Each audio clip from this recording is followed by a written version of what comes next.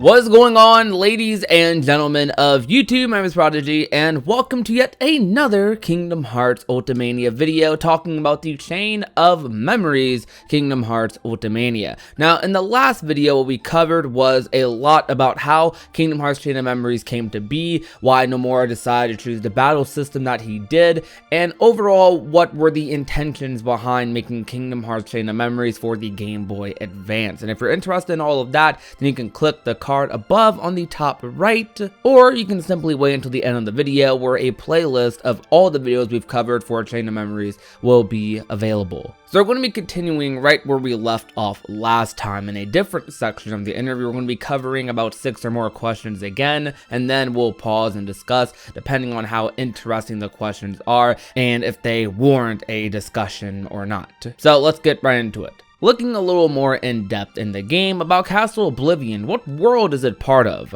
In the ending scene of the previous installment, Sora runs up a path that ends up in a crossroad. It is accurate to think that Castle Oblivion is at the end of one of those paths. This isn't explained in the game, but the building's upper floors and underground floors respectively represent the light and darkness of memories. That's very interesting. In the opening, there is a scene where Naminé drawing Castle Oblivion, and that image overlaps with the real thing. But does that mean that the castle was created out of Naminé's drawing? That is incorrect. Castle Oblivion is under the orders of a member of the Org, Marluxia, and Naminé is taken there by them. Within the castle, the Org members are conducting a little research, but the real meaning of the organization will be explained fully in Kingdom Hearts 2. For now, those aspects remain obscure, so it is a relatively enigmatic group. Incidentally, there are 13 members of the organization, therefore some have yet to be introduced. About the Org members' names, they all seem to have an X in them when translated into English. Although it gives them a otherworldly sound, in their case there is another trick behind the choice of their names. It's just that with the members that appeared this time, it is difficult to figure this out. I'm planning on making characters appear in Kingdom Hearts 2 with names that will make you go, ah, I got it. Alright, let's pause right quick. I find it very awesome that there were people back in the day, like all the way back then, that were able to deduct that Org members like had a extra X in their name, implying that they have like different names. But I find that really cool, and I also find it really awesome as well that the upper and underground floors, which they don't talk about in the game, represent light and dark memories. I find that awesome as well. It seems like at this point, well, he said in the last interview, or the last part of this interview, that he did plan and write out Kingdom Hearts 2 for the most part before Chain of Memories. So Chain of Memories probably wouldn't have even existed if not for Kingdom Hearts 2's foundation. Man, Chain of Memories is such a good bridge title, isn't it? Really gotta sit back and appreciate how well thought out and good its story is, really. It's also cool how they revealed in the Ultimania that there are 13 members of the organization. I can't remember exactly if they revealed that in Chain of Memories. I don't believe they did. They might have, though. The only other member that they did mention or that they talked about was the Superior Xemnas, which we know who that is. But it was implied there were other members of the organization in Chain of Memories, but they didn't tell us the exact number if I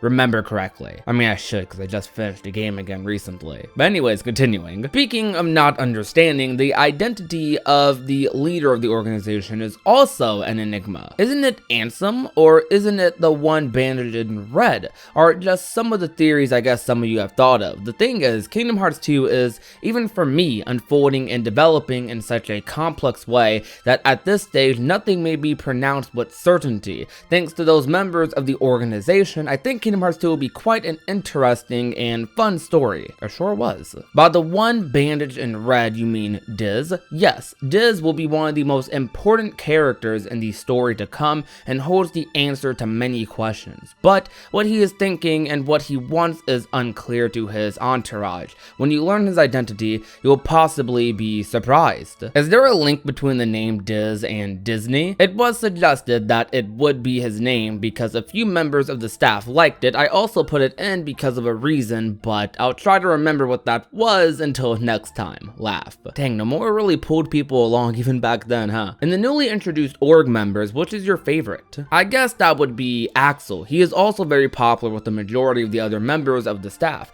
given that he is further given delicious roles in Kingdom Hearts 2. Axel's true motivations, though I cannot tell them now, are a great story. You could cry. The scene where he tells you what he really wants is one scene you simply cannot miss in Kingdom Hearts 2. Why didn't Sephiroth appear this time? Since he had been given the role in Kingdom Hearts Final Mix, the fans wouldn't forgive me if the next time I used him I didn't give him a role more closely related to Cloud. If I am to use him, I want him to stand out, and that is why he did not appear this time. However, I am thinking of a little something with Cloud in Kingdom Hearts 2. And that will be it for today. It's very funny how Nomura pulled people along, like, even back then. Like, imagine me reading this, like, right after playing Chain of Memories. Even though I wouldn't be able to because it's Japanese exclusive, I don't know why Square does this. Nomura was keeping Diz's identity a hard secret, org members' identities a hard secret, and you could tell that he already had Axel's story completely planned out